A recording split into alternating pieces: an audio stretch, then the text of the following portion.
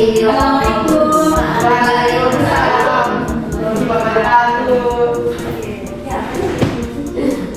Selamat pagi anak-anak. Pagi, Guru. Oke, gimana nih kabarnya hari ini? Alhamdulillah. Alhamdulillah semuanya sehat ya. Sehat. Sebelumnya perkenalkan nama ibu ada Suci Aprila. Kalian bisa panggil Ibu Suci aja ya. Oke, sebelum kita mulai pelajaran, siapa ketua kelasnya di sini? Ayu.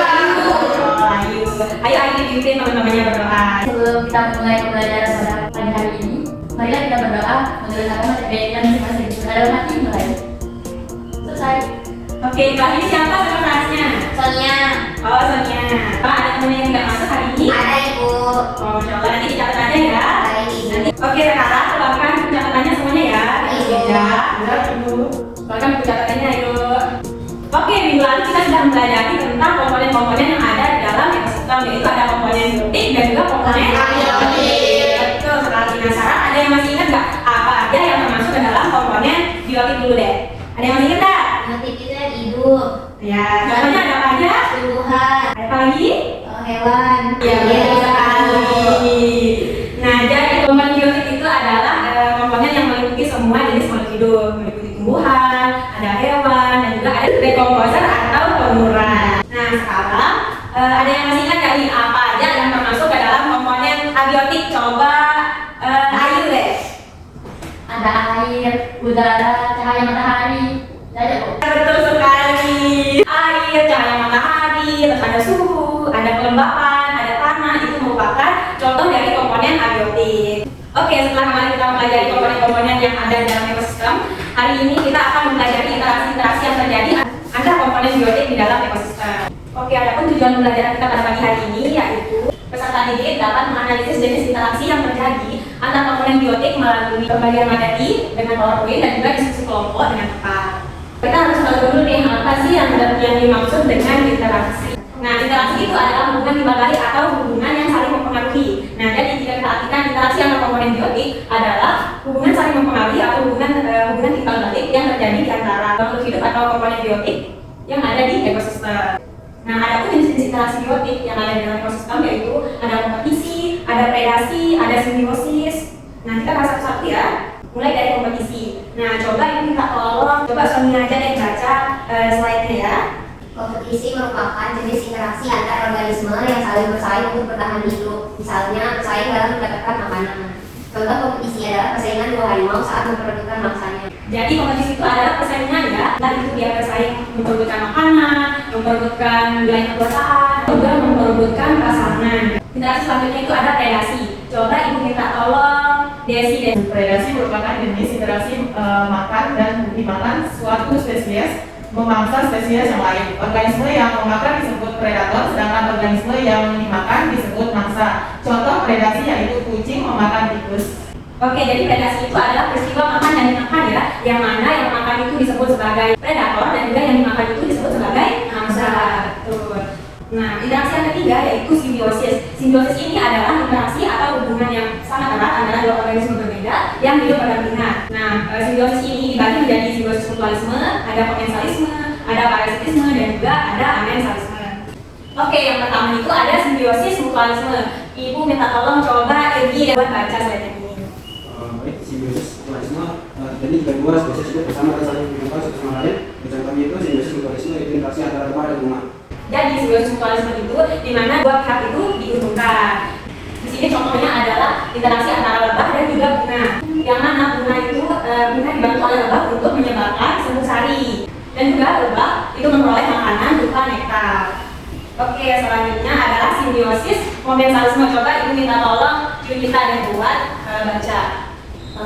Simbiosis komensalisme terjadi jika dua spesies hidup bersama. Satu spesiesnya diuntungkan, sedangkan spesies yang lain tidak diuntungkan dan juga tidak dirugikan. Contohnya yaitu interaksi antara ikan remora dan juga ikan hiu. Dan di simbiosis komensalisme ini satu pihak diuntungkan dan juga satu pihak netral atau dia tidak diuntungkan untuk tidak dirugikan. Nah, contohnya di sini yaitu ikan remora dan juga ikan hiu, yang mana di sini ikan remora memperoleh keuntungan karena mendapatkan perlindungan dan juga mendapatkan makanan dari sisa-sisa makanan ikan hiu, sedangkan hiu tidak diuntungkan maupun tidak dirugikan alias netral. Nah, selanjutnya ada simbiosis parasitisme. Coba ibu minta Sonia lagi dan buat bacanya. spesiesnya itu diuntungkan dan spesies yang lain dirugikan. Contohnya yaitu interaksi antara nyamuk dengan manusia. Dan di simbiosis parasitisme itu ya satu pihak diuntungkan dan satu pihak lagi diuntungkan. Contohnya itu antara nyamuk dan juga manusia. Nyamuk itu memperoleh makanan dengan menyisapkan manusia, berarti nyamuk itu nggak rugi. Sedangkan manusia akan merasa gatal bahkan sampai terserang penyakit kalau kita digigit oleh nyamuk. Contoh penyakitnya itu apa? DBD. Betul sekali. Selanjutnya ada simbiosis amensalisme. Ibu minta tolong sekarang ini. Simbiosis amensalisme itu dari dua organisme berbeda, spesies yang saling berinteraksi, satu spesies dirugikan, sedangkan spesies yang lain tidak diuntungkan dan tidak dirugikan. Contoh itu simbiosis amensalisme itu interaksi antara pohon eukaliptus dengan tumbuhan di sekitarnya. Oke, jadi simbiosis amensalisme itu di mana satu pihak dirugikan dan satu pihak netral atau tidak dirugikan dan juga tidak dirugikan. Oke, sampai sini paham anak-anak? Apakah ada yang ingin ditanyakan? Tidak ada. Oke, kalau gitu ibu yang tanya ya, mengapa interaksi antara lebah dan juga bunga itu dimasukkan ke dalam simbiosis mutualisme? Ada yang tahu nggak nih alasannya kenapa? Lebah membantu proses penyembuhan bunga. Kan waktu dia minum nektar itu jadi keinfusan serbuk sarinya. Nanti kalau lebahnya tegak itu jadi kesuburan serbuk sarinya. Iya betul sekali jawabannya Yunita. Kenapa interaksi antara lebah dan juga bunga itu termasuk ke dalam mutualisme? Karena kedua belah pihak itu diuntungkan. Lebah mendapatkan makanan berupa nektar, bunga memperoleh keuntungan karena lebah membantu proses penyerbukan. Oke, untuk memperkuat pemahaman kalian, ibu akan membagikan RKPD ya, yang akan dikerjakan secara berkelompok.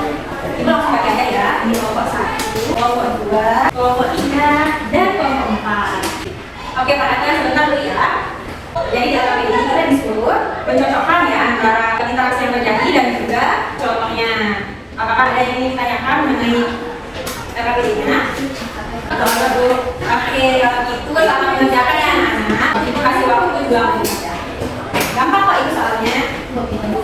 Oke, udah habis ya waktunya. Sekarang ibu minta perwakilan kelompok 1 maju untuk mempresentasikan hasil diskusinya.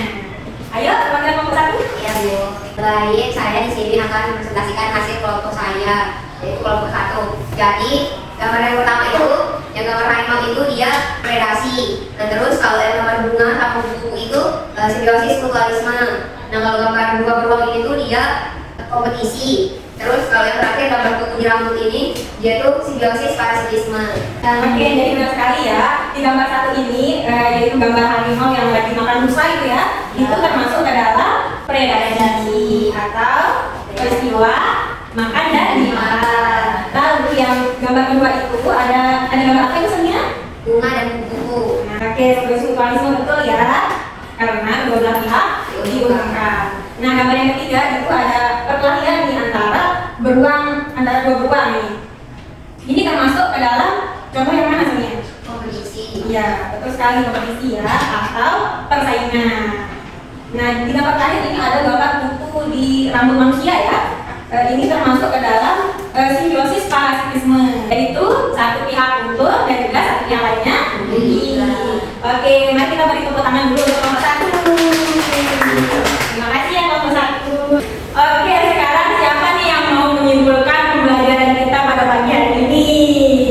Ya Bu. Siapa Ayu? Oke, dari pembelajaran kita hari ini, interaksi antar mononucleotik itu meliputi kompetisi atau persaingan, kemudian ada predasi, yaitu interaksi makan dan dimakan, kemudian ada simbiosis yang terbagi menjadi 4, yaitu simbiosis mutualisme, amensalisme, parasitisme, dan amensalisme. Oke, terima kasih Ayu. Dalam pembelajaran hari ini apakah ada yang mengalami kesulitan dalam memahami pembelajaran hari ini? Oke, minggu depan materi kita selanjutnya adalah tentang jaring-jaring makanan. Kalian jangan lupa belajar ya di rumah dan juga jangan lupa baca-baca bukunya. Baik Bu. Sebelum kita pulang, ayo setelah kelas dipimpin teman-temannya untuk berdoa. Sebelum kita mengakhiri pembelajaran pada hari ini, ayo kita berdoa menurut agama dan percayaan masing-masing. Kita akan dimulai. Selesai. Oke, sekian untuk pelajaran hari